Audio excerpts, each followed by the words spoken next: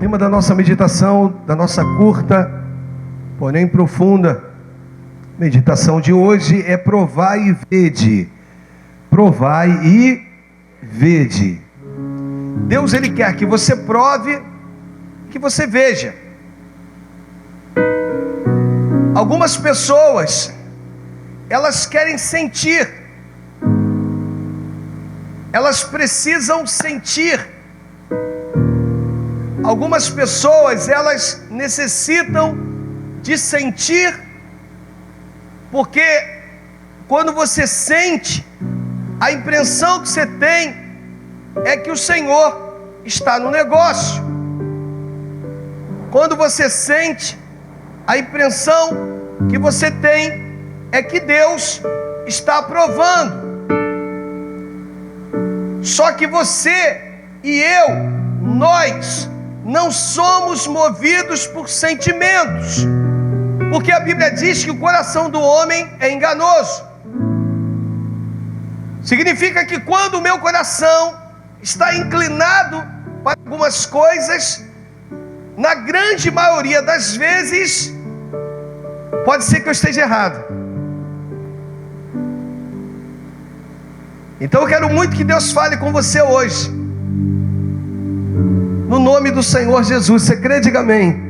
Feche os teus olhos. Deus, fala conosco, Senhor. Eu sei que teu Espírito está aqui. Usa-me como um canal, como instrumento nas tuas mãos. É o que eu te peço no nome do Senhor Jesus. E se você crê, diga amém e amém. Então Deus não quer que você sinta, Deus quer que você prove. Eu tenho dito que quando Deus vira para Moisés e revela a Moisés: olha, Moisés, com o povo de Israel eu dei a eles o poder de conhecer os meus feitos, mas contigo eu te dei o poder de conhecer os meus caminhos. O Senhor está dizendo assim: olha, contigo a coisa é mais profunda, com você a coisa é diferente. Então Deus não quer que você fique aí somente sentindo. O Senhor quer que você prove. O salmista, esse é o nosso texto áureo, no Salmo 34, no versículo 8, a gente vai entender esse texto. Se você estiver abrindo aí a sua Bíblia, se você está anotando, o texto vai dizer: ó, provai e vede que o Senhor é bom, bem-aventurado o homem que nele se refugia. O versículo seguinte diz o seguinte: temei o Senhor, vós, os seus santos, pois nada falta aos que o temem. Mas se eu ficar com o versículo 8, eu vou entender que o Senhor está dizendo: chegou um tempo na tua vida de você me provar. Chegou um tempo de você ser um instrumento de perpetuação. Já não é mais uma alegria que tu sente hoje e não sente amanhã. Já não é mais uma confiança que você tem hoje e não tem amanhã. Não é isso. Significa um regozijo na sua alma e no seu coração, que você tem hoje, que você tem amanhã, que você tem depois da manhã. Na sua vida se faz valer Lucas, no capítulo 13, no versículo 33, na parte A desse versículo. Você é daqueles que caminha hoje, amanhã e depois. Significa dizer que Deus quer contigo algo tão profundo nessa terra, uma intimidade tão profunda nessa terra, que Ele está dizendo: filha, chegou, passou o tempo de você sentir. Chegou um tempo na tua vida que de repente você não vai sentir, mas tu vai entender e saber que eu estou contigo. Você vai entender e saber que eu sou o seu Senhor, que para onde quer que você vá, eu estou contigo. Se o vale se aproximar de você, eu estou nele com você. Aonde você for, eu estarei contigo. Então a igreja precisa compreender essas coisas. A igreja precisa compreender o Shabat. O que é o Shabat, pastor? O Shabat era quando Deus se apresentava na viração do dia. Tudo que Deus fazia, quando terminava o dia, na viração do dia, o dia indo embora, a noite chegando, o Senhor se apresentava. E o que diz o texto? E viu Deus que aquilo que ele havia feito era bom. E Deus faz isso. E quando Deus cria o homem, aí o texto já é diferente, porque viu Deus que o que ele havia feito era muito bom. Então, por favor, toca na pessoa do teu lado, alguém próximo de você, e diga: olha, você é muito bom para o Senhor. E o Shabat era justamente a viração. O Shabat era aquele momento em que Deus vinha e caminhava com o homem. O Shabat era o descanso. Quando Josué chega diante das intransponíveis muralhas, quando eu digo intransponíveis no plural, porque existia muralha interna e muralha externa. A muralha de Jericó era uma muralha dividida em duas muralhas. Por que era tão difícil entrar em Jericó? Porque se você passasse por uma muralha, você não conseguia chegar e atravessar a outra muralha. Essas muralhas, elas eram largas de extensão, existia um buraco entre uma e outra. Ou seja, por mais que as pessoas chegassem na primeira muralha, ela não conseguia chegar na segunda. Por isso a cidade era fortemente abrigada. Por isso eles tinham confiança de que nada aconteceria com eles. O que nós precisamos entender hoje é justamente esse ponto. E as muralhas, elas estavam lá. Aí tem todo um ritual. Você sabe disso, né? É um total de 13 voltas, 6 voltas, depois umas 7 voltas num dia só. E Deus, eles vão seguindo o cronograma que Deus havia estabelecido. Mas você sabe que hora que a muralha rui? Na viração. No momento em que Deus mostra: agora vocês vão descansar e quem vai agir sou eu. Eu vim aqui te dizer que aquilo que era intransponível, aquilo que humanamente era impossível, se tornou um tapete. Você está entendendo o que Deus está falando com você? Aquilo na tua vida que você olha e você vê que é impossível, Deus vai fazer se tornar um tapete. Para quê, pastor? Para que justamente você possa transitar, passar por eles. Deus, Ele está te dizendo que vai nivelar os montes. O que é nivelar os montes? De repente, na sua caminhada, você olha e você não consegue enxergar do outro lado. Aí o que Deus faz? Vai nivelar os montes para que a tua visão seja mais ampla, para que você consiga chegar em lugares que você jamais imaginou. Mas hoje eu vim aqui dizer que você precisa provar disto. Eu uso uma frase que enquanto você trabalha, Deus descansa, mas quando você descansa, Deus trabalha. Significa dizer para você que as muralhas, elas precisam cair, mas Deus quer que você descanse. Você está aí batendo nessa muralha, você está aí achando que vai ser pelo seu grito. Irmãos, as muralhas não ruíram pelo grito, e sim pelo propósito. Qual era o propósito de Deus? O propósito de Deus é que o seu povo estivesse do lado de dentro e não do lado de fora. Então vão existir coisas que vão acontecer pelo propósito, para o cumprimento do propósito. Você está do lado de fora, mas Deus quer você do lado de dentro. E aí você começa a compreender isso. Pastor, o que é isso? Você precisa provar e ver. Provar e ver de que o Senhor é bom. Então, aqui é como se eu dissesse para você hoje aqui que torna-se um pouco utopia, porque na verdade quem te dá uma chance é o Senhor. Mas é como se eu virasse para você hoje e dissesse assim: dá uma chance para o Senhor.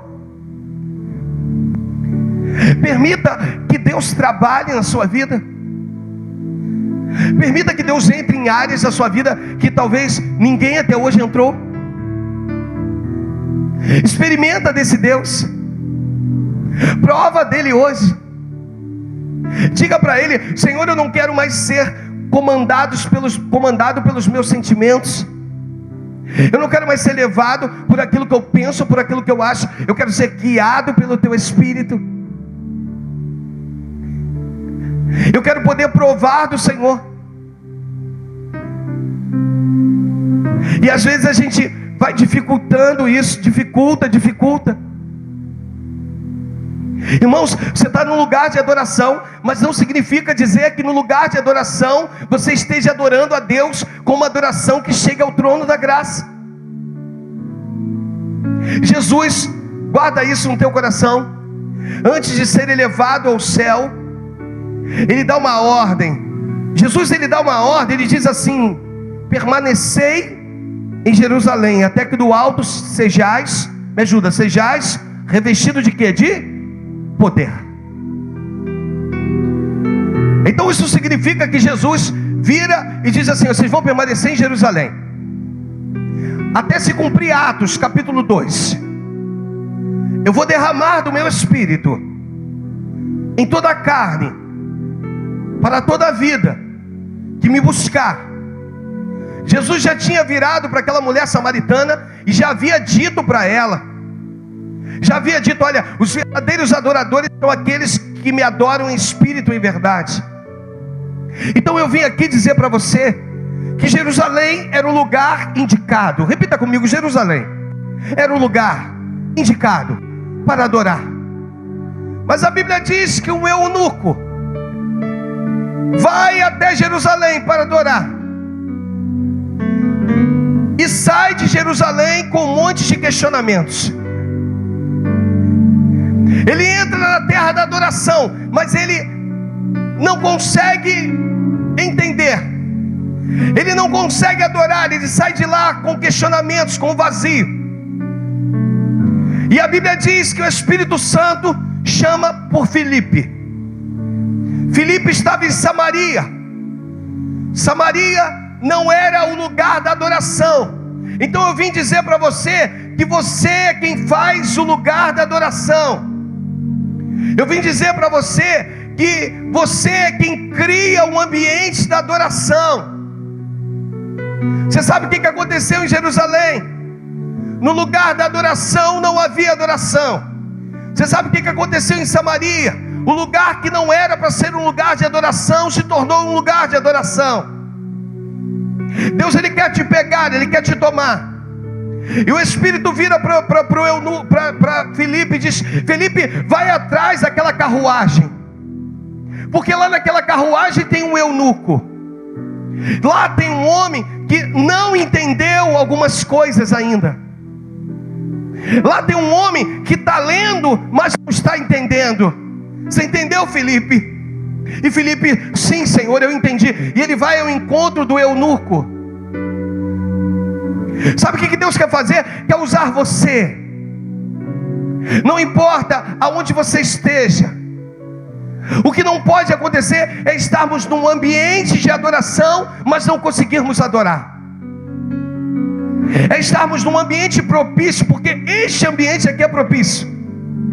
Esse é um ambiente que você pode dizer: bem, aqui é um lugar de adoração, mas você não consegue adorar. É como se você estivesse em Jerusalém, mas não conseguisse adorar em Jerusalém.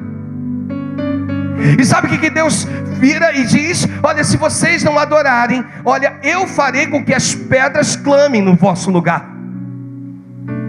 Nós temos vivido um momento, irmãos, de que não precisa se levantar ninguém de lugar nenhum, porque aqui há adoradores, existem adoradores. Aqui existe um povo que entende isso. Então não basta simplesmente a gente olhar o eunuco em Jerusalém, chega lá, não entende bulufas. Aí está Filipe em Samaria, cheio da presença de Deus. Aí o Senhor vai lá e faz, sabe com o quê? Com que Filipe contagie o eunuco. Ele chega naquela carruagem e vê o eunuco ali destrinchando o livro do profeta Isaías. E ele pergunta para ele: tu entendes o que vê, o que lê? E ele diz: como posso entender se não tem quem me explique? Sabe, irmãos, nós temos vivido dias em que as palavras têm vindo, elas têm sido anunciadas, de que o evangelho tem sido ministrado, os louvores têm sido entoados, mas as pessoas estão continuando saindo das igrejas vazias. Porque elas não conseguiram entender que elas precisam fazer do seu lugar a sua Samaria, do seu lugar a sua Jerusalém. Elas não conseguiram entender isso ainda. Então elas estão vindo para as igrejas e elas estão saindo da mesma maneira. E o Senhor precisa dizer para mim e para ti mais uma vez: provar e ver de que o Senhor é bom. Você não precisa, eu volto a dizer, você não precisa sentir. Eu não preciso mais sentir um arrepio. Eu não preciso mais sentir um toque. Eu não preciso mais, eu preciso ter certeza de que eu estou na posição. Porque quando você está na posição, você não precisa sentir nada, você precisa provar e ver. O Senhor começa a trabalhar na minha vida e na tua sim. Na terra do avivamento não tinha adoração, não tinha avivamento. Você sabe como é que era para sair o eunuco de Jerusalém? O eunuco era para sair de Jerusalém completamente contagiado, cheio. Mas ele sai de Jerusalém, sabe como? Cheio de dúvidas e vazio. E aí Filipe lá em Samaria, Filipe sim, está cheio. Sabe por quê? Porque não é mais o lugar, é o ambiente que eu faço, que eu crio. É o ambiente da adoração que Deus me proporciona fazer e criar. Não importa onde você esteja, não importa o que você esteja passando, o que importa é quando você entende quem você é para o Senhor. O que importa é quando você compreende a posição que você tem com Deus.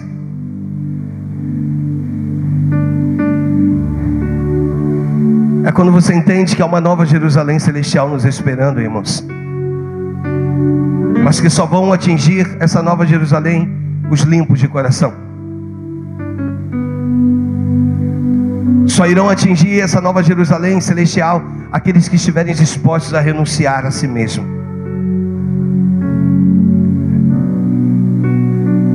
Hoje eu fui procurado por uma pessoa muito experiente, muito usada,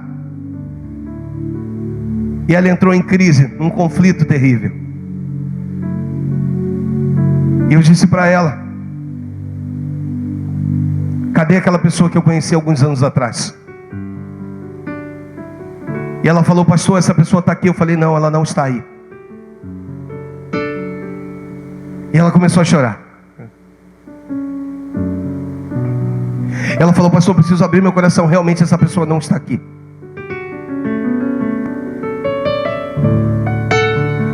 E ela disse: eu já não sou mais a mesma.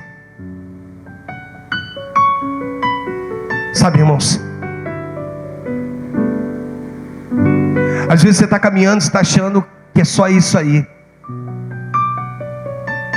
Às vezes na sua caminhada cristã, você acha que se você fizer assim, assim, assim, assim, assim, como uma receita de bolo, vai dar certo. De repente você está em Jerusalém,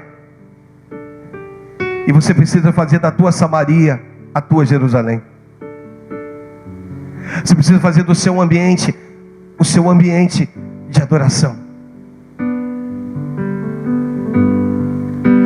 E eu perguntei para essa amada: o que houve com você? Cadê aquela adoradora?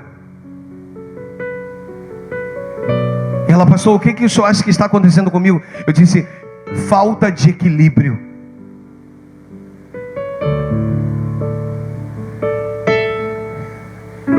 Quando não há o equilíbrio, irmãos. E ela me perguntou: pastor, eu tenho feito tantas coisas. Eu disse: querida, entenda uma coisa hoje: evangelho é bacia com água e toalha. Você está tentando aí um monte de coisas, quando na verdade o evangelho é uma bacia com água e toalha. Jesus se reúne os seus discípulos e diz assim: olha, me convém lavar os pés. E não só lavava os pés de Jesus lavava os pés dos discípulos, como também enxugava os seus pés. Esse é o evangelho. Quer ser servido, sirva primeiro. Esse é o verdadeiro evangelho, irmãos. E quando ele chega em Pedro, Pedro diz: Senhor, eu não posso permitir que tu lave os meus pés. Jesus vira para ele e diz assim: olha, Pedro, se eu não lavar seus pés, tu não tem parte comigo. Ah, Senhor, então me banha por inteiro. Olha o 8 e 80, irmãos, está cheio de cristãos que uma hora é 80, na outra é 8. Quando é 8 é o pobre coitado, é o miserável, é aquela pessoa que nada dá certo.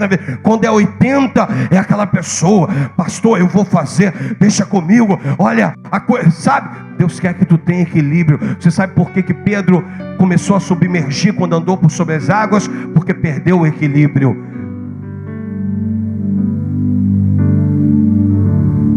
Eu quero poder pregar para você um evangelho genuíno,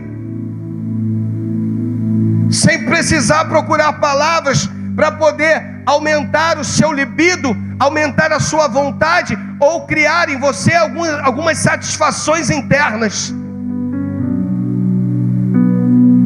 Isso você pode procurar nos livros de autoajuda, está cheio por aí.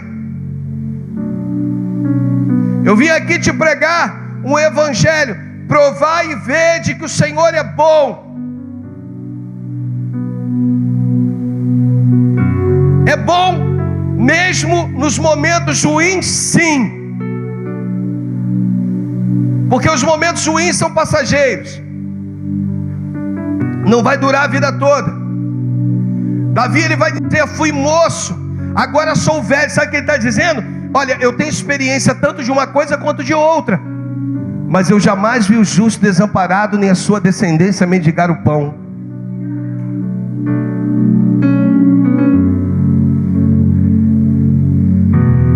Davi vai dizer que pode a tristeza durar toda uma noite, mas que a alegria virá pela manhã. De repente a tua noite está longa, mas Deus está dizendo: a alegria, ela virá pela manhã. O eunuco está em Jerusalém, Filipe está em Samaria, mas em Jerusalém existia, ou era um lugar propício para adoração. Eu volto, repito, enfatizo: o próprio Jesus vai dizer: permanecer em Jerusalém, até que do alto sejais revestido de poder. Sabe, irmãos, olha para o pastor: depois que o Senhor derrama do teu espírito, todo lugar é lugar, todo ambiente é ambiente.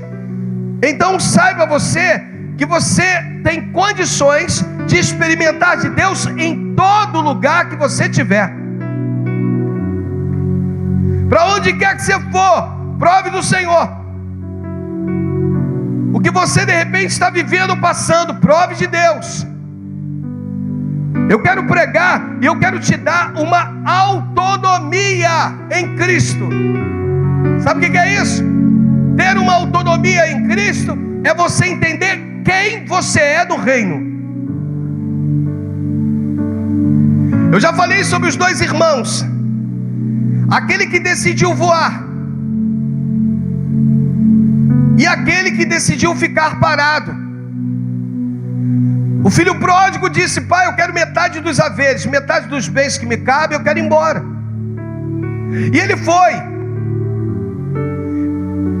gastando tudo. Ele se levanta e diz: rapaz, os trabalhadores do meu pai têm melhor paga do que eu estou aqui comendo das alfarrobas que os porcos comem, das vagens que os porcos comem. Pô, rapaz, eu vou me levantar aqui, eu vou voltar, vou dizer: pai, pequei contra o céu diante de ti, já não sou digno de ser chamado teu filho, trate-me como um dos seus servos. Ele vem com aquela frase decorada no caminho, até que o pai o avista de longe. Ele não tem tempo de falar a frase antes do abraço. Sabe por quê? Porque o pai não deu direito a ele de falar a frase antes do abraço. Porque quando o pai o abraça no mundo espiritual, é como se o pai estivesse dizendo assim: olha, Satanás do inferno, você achou que você ganhou, você achou que você ia ceifar a vida dele, você achou que você ia ser vitorioso, mas olha, eu estou aqui agora dizendo que os meus planos e propósitos para a vida do meu filho, de um a um, irão se cumprir. Um achou que podia voar, o outro não entendia, ou melhor, o que achou que podia voar, não entendia que precisava de uma raiz. Você pode voar, irmãos, você pode ir para onde você quiser, Quando você entende onde você está plantado. Você já viu esses drones? Os mais novos e os mais caros, eles têm uma autonomia de voo. O que é isso? Eles são ligados a um GPS. Os mais novos e os mais caros, quando eles estão no alto, filmando, fazendo qualquer coisa, isso é interessantíssimo, e que chega no limite da sua bateria, o que acontece com ele? Você acha que ele cai? Não, ele tem uma bateria reserva, e ele tem um GPS para fazer com que ele volte no lugar para onde ele foi lançado. Então ele está voando, a sua bateria acaba, aí o que acontece com esse drone? Ele volta, repita comigo, ele volta. Por quê? Porque ele sabe onde foi lançado. Já existem pessoas que estão plantadas, mas não querem voar. O irmão do filho pródigo vira para o pai e diz: pai, como é que o senhor pode? O senhor mandou fazer uma festa para o meu irmão, o senhor está se alegrando com ele, o senhor mandou até matar um cabrito, o senhor deu anel, o senhor deu veste, o senhor deu sandálias. Pai, eu nunca tive um cabrito para sacrificar com os meus amigos. Aí o pai vira e diz assim: filho, eu tenho duas coisas para te dizer. A primeira, que tudo que é meu é teu. Ou melhor, a primeira, tu sempre esteve comigo. E a segunda, tudo que é meu é teu. Ou seja, filho, se tu não matou o cabrito, se tu não se alegrou com os seus amigos, você não fez porque você não quis. Quando você entende quem você é no reino, é a mesma coisa se você está na casa dos seus pais e você precise pedir permissão para abrir a geladeira. Ou se você é pai e você vire para os seus filhos e diga: olha, não abra a geladeira. A minha pequenininha, irmãos, ela abre a geladeira e aí fica lá assim, ó. Aí tu tem que brigar e dizer: menina, fecha a geladeira. Mas ela sabe que ela está em casa. Repita comigo: quando sabemos que estamos em casa, sabemos do direito que temos. É o que hoje está faltando no Evangelho. É as pessoas compreenderem seus direitos. Porque quando você entende seu direito, você destrava algo, irmãos. Quando você compreende quem você é, algo é destravado no mundo espiritual. Porque Satanás só pode ir até aqui. Ele tem um limite. Ele tenta, mas pastor, ele tentou me matar. Ele tenta, mas maior é aquele que está contigo. Ele ruge como leão, mas toca na pessoa do teu lado. Diga assim: eu conheço o verdadeiro leão, o leão da tribo de Judá. Você sabe como faz o leão? Quem caça é a leoa. Repita comigo: quem caça é a leoa. Aí a leoa é que caça. Repita comigo: a leoa é que caça, mas o leão é que ruge. Repita comigo: a leoa é que caça, mas o leão é que ruge. Deixa eu te contar isso aí para você entender. Eles estão lá prontos para atacar as presas. Aí o leão ruge. Quando o leão ruge, as presas ficam apavoradas com o rugido do leão. Eu vim te dizer que existem coisas que Deus, como leão, vai rugir, mas quem vai avançar é você. É igual o crente que vira e diz: Senhor, abençoe a minha casa. É como se o Senhor olhasse do alto e dissesse assim: abençoa você. Você não entendeu que você é o reflexo de Cristo na terra? Você não entendeu que é um poder que opera em vós? Você não entendeu que é uma autoridade que foi te dada e concedida? Você não entendeu que tu vai poder pisar em cobras e escorpiões e nenhum dano vos causará? Você entendeu ou você não entendeu que as portas do inferno, elas não podem contigo contra a igreja do Senhor Jesus? Você entendeu que tudo quanto você ligar na terra é ligado no céu? Você compreende tudo isso? Então hoje eu quero dizer para você o quão vencedor tu é, Hoje eu quero que você saia daqui hoje com uma certeza de que Deus é contigo. Por favor, toca na pessoa do teu lado e diga para ela ou para ele, diz: Deus é conosco, Deus é contigo. Vira para ele ou para ela e diz: levanta a tua cabeça para o alto. O adversário tentou, mas ele não conseguiu. Satanás tentou, mas ele não pode com a tua vida.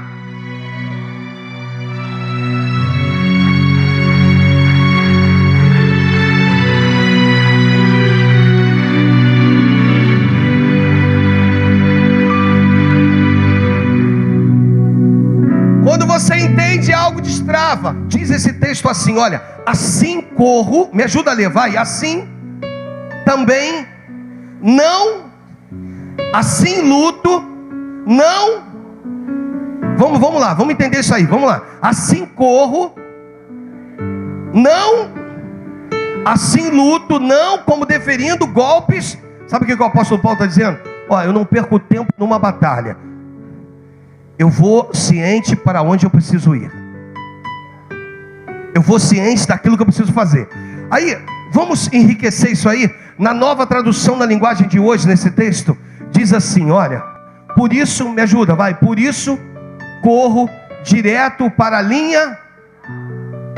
Também sou como um lutador que não perde nenhum golpe.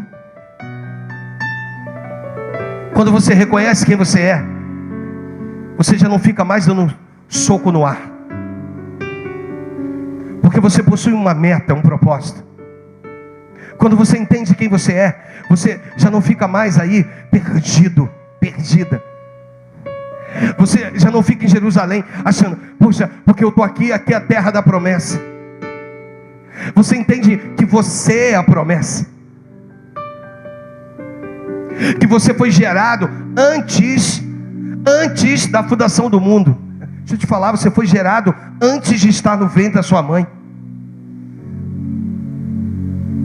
Quando a gente compreende isso, você começa a destravar algumas coisas, irmãos. Uma outra coisa que eu quero te dizer, e você vai concordar comigo, durante muitos anos, parece que eu vivi isso na minha vida. Isaías, no capítulo 26, agora sim no versículo 18, esse texto, ele vai dizer assim, olha: concebemos nós, nos contorcemos em dores de parto, mas o que demos à luz foi vento. Não trouxemos à terra livramento algum, e não nasceram moradores do mundo. Você consegue compreender? A gente ministra na sua vida que você é gestante, mas quando você dá a luz a vento. Em outras palavras, nada flui. Você não põe ao mundo uma geração para mudar a história.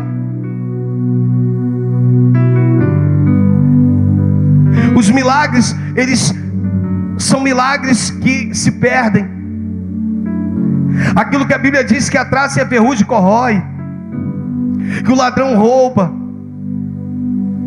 E Jesus veio para um ensinamento, dizer para você que nós precisamos procurar milagres, nós precisamos procurar tesouros que estejam no céu, onde nem o ladrão e nem a traça corrói. A traça não corrói e o ladrão não rouba. Aí a gente vai enriquecer mais uma vez esse mistério, e nós vamos na tradução da linguagem de hoje. Por isso nós sofremos, leia comigo, nós sofremos dores de parto. Nos torcemos, mas não demos à luz. Não conseguimos nenhuma vitória para o nosso país, nem fizemos aumentar o número de pessoas na terra. Toca na pessoa do teu lado e diga assim: você sabe qual é o seu país? É a sua casa, é a sua família. Não existe sucesso ministerial se você não tiver sucesso ministerial dentro da tua casa. Não existe nada bem sucedido lá de fora se você não entender que você precisa estar bem dentro de casa.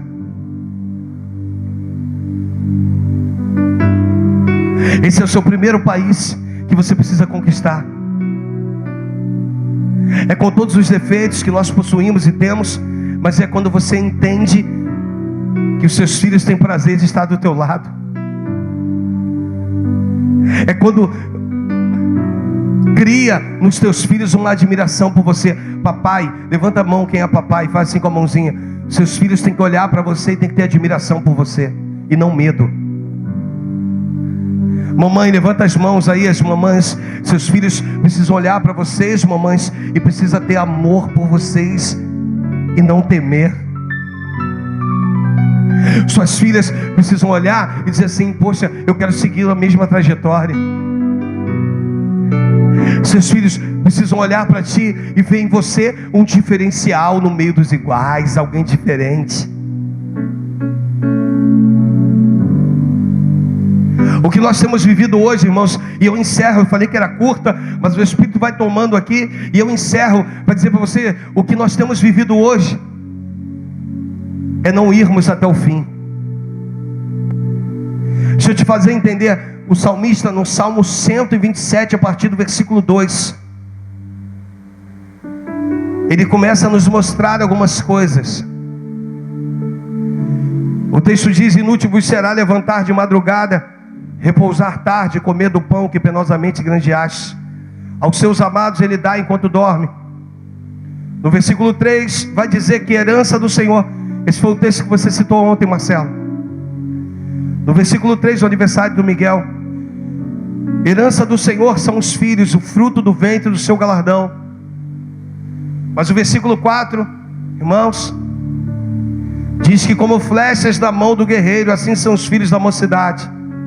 Guarda uma coisa, papai,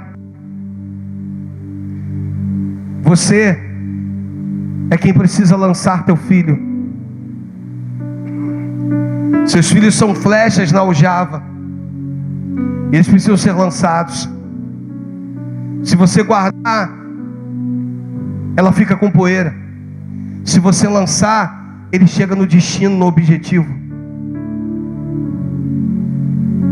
Como que é isso, pastor? Eu vou te dar uma orientação. Eu quero falar com você a respeito de quando Deus precisa levantar um outro, ou quando Deus precisa separar um do outro. A Bíblia diz no Gênesis, no capítulo 11, e a última citação que eu vou dar, no versículo 31 do capítulo 11 do Gênesis. A Bíblia diz: tomou Terá Abrão, que é Abraão, que é o pai de Abrão, e seu filho Ialó, filho de Arã, e de seu filho, e a Sarai sua nora, mulher de seu filho Abrão. Repita comigo: e saiu com eles de Ur dos Caldeus para ir aonde? Para ir à terra de Canaã. Era o propósito. Repita comigo: Canaã era o propósito. Repita comigo com fé: Canaã era o propósito. Só que Terã, quando ele chega em Arã, ele se depara com um lugar bonito. Ele se depara com um lugar bom de se viver e de se morar. Ele se depara com um lugar cômodo. Ele era o pai. Só que o Espírito já havia colocado no coração dele um desejo de ir para Canaã. Só que o pai é quem domina, pô. A última palavra é do pai. O pai olha para Arã e diz: pô, esse lugar é excelente, vamos ficar por aqui. Deus olha do alto e diz assim: ele não entendeu o que eu coloquei no coração dele. Porque o que eu coloquei no coração dele não era para ele, era para o filho dele. Deixa eu falar com você a responsabilidade que você, pai, tem com seus filhos, que nós, pais, temos com os nossos filhos. Ele para em Arã. Repita comigo: ele parou em Arã, quando era para ter seguido para Canaã. Aí sabe o que Deus tem que fazer? No capítulo 12, no versículo 1, O Senhor tem que virar para Abraão e diz: sai da tua terra, da tua parentela e da casa de teu pai, e vai para a terra que eu te mostrarei. Sabe o que Deus tem que fazer? Virar para Abraão, que depois se torna Abraão, nosso pai na fé, e dizer: Abraão, sim, Senhor. Abraão, seu pai não entendeu o que eu tenho para a tua vida. Ele resolveu te proteger. Ele não quis te lançar como flecha. Ele quer tentar te manter na aljava, Abraão. Mas eu sou o Senhor. Vou precisar fazer uma coisa dolorosa. Sim, Senhor. O que o Senhor vai fazer? Vou te separar dele. Mas, Senhor, por quê? Para que se cumpra o meu propósito na tua vida. Existem pais que travam. Existem pastores que travam. E quando na verdade, aquilo que eu não fizer, você fará. O próprio Senhor Jesus, ele vira para os seus discípulos e diz: olha, obras maiores ainda do que as minhas, vocês farão. Então hoje eu vim dizer para você a responsabilidade que você tem com seus filhos. Quando você para, quando você desiste, quando você fraqueja, pode ser que o Senhor olhe e diga assim: vou ter que separar. Para quê? Para quê, pastor? Para que se cumpra o meu propósito na vida dele. O maior e o melhor propósito da vida do ser humano é uma palavra chamada salvação. E nesse texto que a gente costuma ler no capítulo 12 do Gênesis, versículo 1, você não lê a história do capítulo 11, no versículo 31, você nem conhece o pai de Abraão. Mas se o pai de Abraão tivesse entendido o desejo que o Espírito havia posto no coração dele, o fim não tinha sido esse, ou não teria sido. Harã era uma terra boa. Repita comigo: Harã era uma terra boa. Repita comigo: Harã era uma terra frutífera. Harã era uma terra com águas, com rios, mas não fazia parte do propósito de Deus. Eu vim te dizer que nem tudo que reluz é ouro, e nem tudo que está dando certo é porque Deus está. Eu vim aqui dizer para você que você precisa colocar isso na tua mente, no teu coração. Se você parar,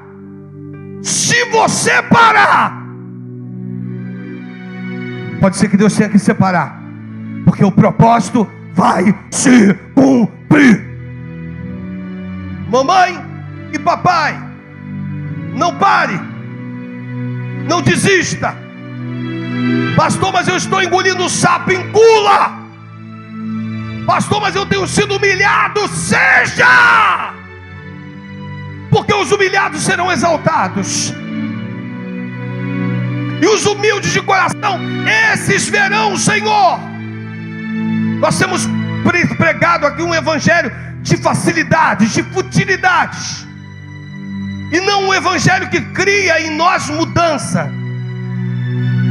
E eu vim aqui para falar o que Deus me deu para vocês.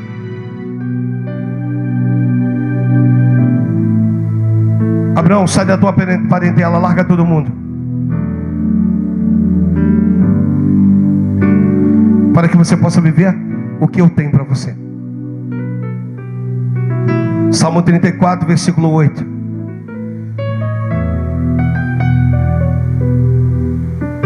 Ó, provai e vede que o Senhor é bom.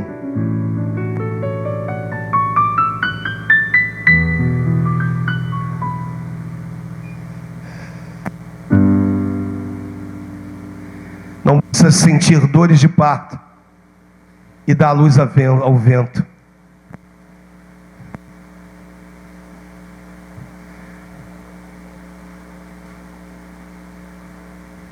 Às vezes somos muito bons, mas o que geramos não é espiritual, irmãos. Na minha trajetória cristã eu vi muita gente boa. Na minha trajetória cristã eu vi muita gente boa, mas que no final não chega onde precisa.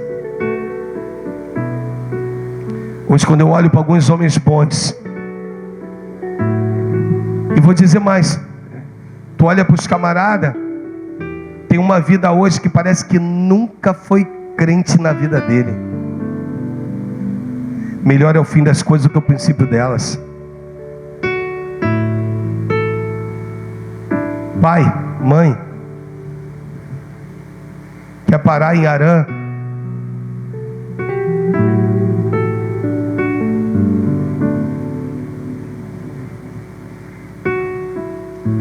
Olha o que Deus faz. Não pega Terá como início de uma geração. Por quê? Porque era um homem sem visão. Começa tudo a partir de Abrão. E o seu pai foi importante? Foi, porque gerou ele. Mas a história, o seu pai não entra lá em Hebreus como os heróis da fé. Eu vim aqui dizer da responsabilidade que hoje Deus está colocando nos teus ombros. Harã é bonito, mas não faz parte do propósito. Aí sabe o que Deus faz com Abrão? Abrão, faz o seguinte: eu vou te levar a um lugar, mas agora eu vou te conduzir. Como é que é isso, Senhor? Você vai caminhar e eu vou te conduzir. Só sai da tua parentela. E é o interessante, vai lá, coloca lá o 12 mais uma vez para mim, do Gênesis. No versículo seguinte, versículo de número 2, ele diz: o Senhor, de ti farei uma grande nação, te abençoarei e engrandecerei o meu nome, se tu uma bênção. Abençoarei os que te abençoarem, amaldiçoarei os que te amaldiçoarem. Em ti serão benditas todas as famílias da terra. Aí o que diz o texto? Partiu, pois. Deus está dizendo para você: hoje à noite você partir. Você não pode ficar nessa mesmice. Hoje à noite você se levantar e você ir em direção, fazer da tua casa, seja em Samaria ou em Jerusalém, um lugar de adoração. Hoje à noite o Espírito Santo precisa te mostrar que Ele é o Senhor, que existe um Deus. Se coloque de pé no seu lugar, por favor.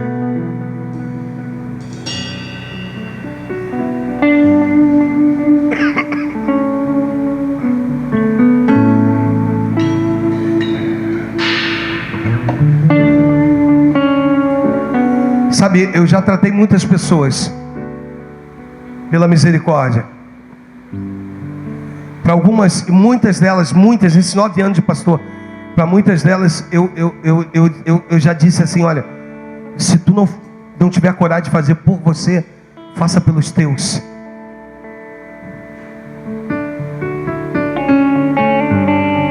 Eu não aceito que a geração não comece em mim, irmãos. Eu não aceito ser como uma vela, que ela era tão importante em meio à escuridão, mas que ela é apagada quando a luz chega. Eu quero ser como a luz de Cristo, que não precisa de bateria, que brilha, brilha, brilha, brilha.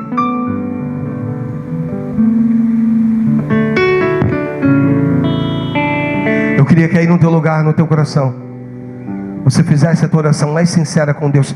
Porque às vezes empurramos essa responsabilidade uns para os outros. E quando na verdade você deveria de assumir isso aí. Assume que é tua responsabilidade. Assume que é teu essa responsabilidade. Homem, mulher.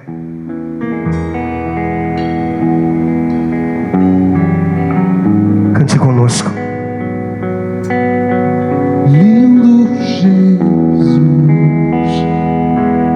Rei do meu coração, como eu amo os teus caminhos. Diga para Deus que você não vai parar. Lindo Jesus, Que Harã não vai te deter. estrela da manhã, eu cantarei a ti. O que posso te dar por tudo que tu és? Você me libertou.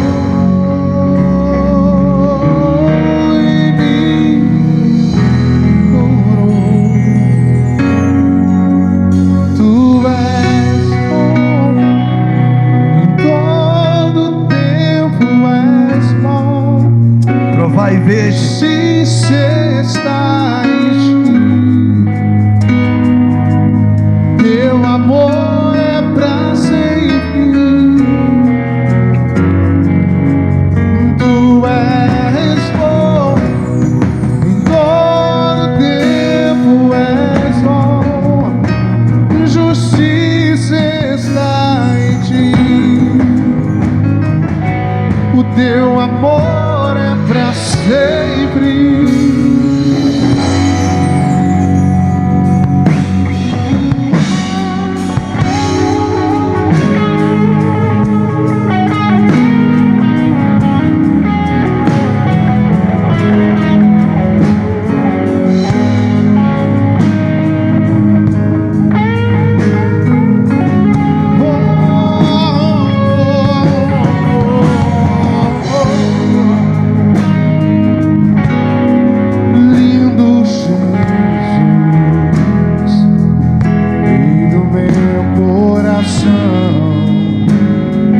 Como eu amo os teus caminhos.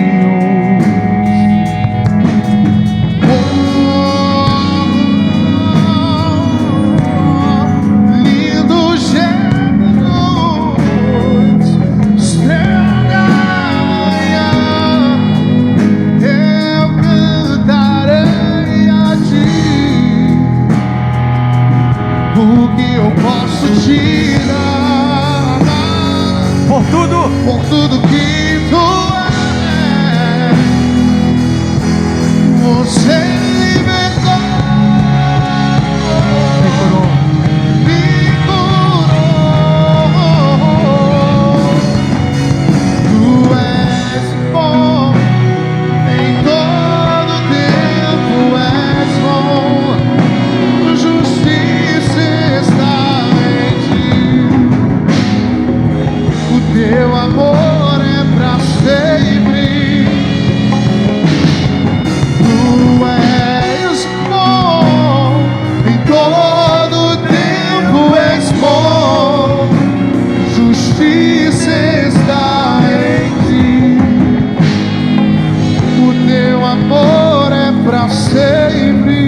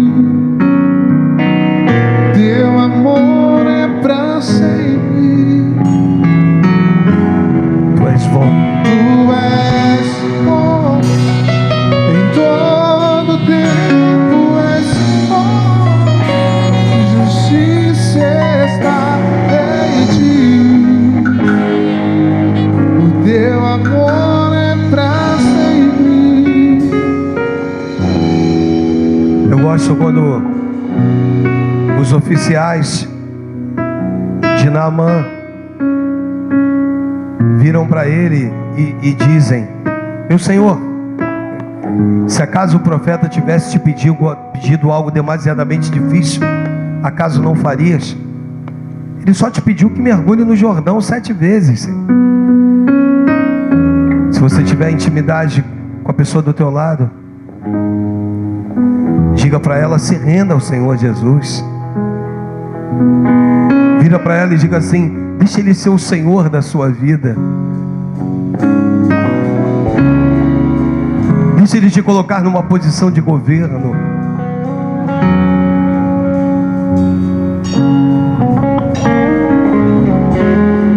Diga para ela assim: não dificulte o agir de Deus.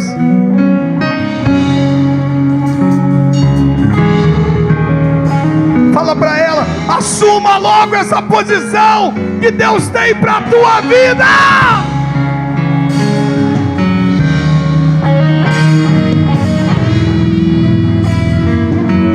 Senhor, leva-nos em paz e em segurança. Toma as nossas vidas nas tuas mãos. Nós sabemos que o teu amor dura para sempre.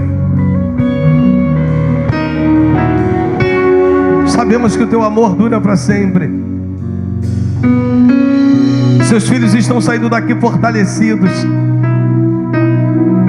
Seus filhos, eles vão voltar para os lares deles dizendo: Senhor, tudo que o Senhor faz é bom. Seus filhos estão encerrando alguns ciclos no início do ano para que outros possam ser abertos. Abençoa cada família aqui representada, cada vida. E eu ministro sobre a vida deles: provar e ver de que o Senhor é bom. Que eles possam provar, que eles possam ver, que eles possam saber, que eles possam entender que o Senhor é bom. Ser com eles, Deus. Ser com cada um deles. Que o amor de Deus o Pai, que a graça do nosso Senhor e Salvador Jesus Cristo, e as doces e ricas consolações do Espírito Santo possam estar contigo todos os dias, até a consumação dos séculos. Que o Senhor te abençoe rica e abundantemente. Que Ele te faça como árvore plantada junto à corrente das águas. Que você possa ser um canal de bênção. Que os seus filhos possam sair daqui abençoados.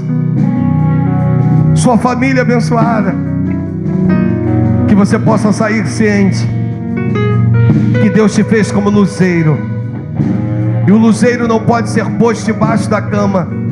O luzeiro precisa estar em lugar de destaque, em lugar alto. Que o Senhor te faça como luz.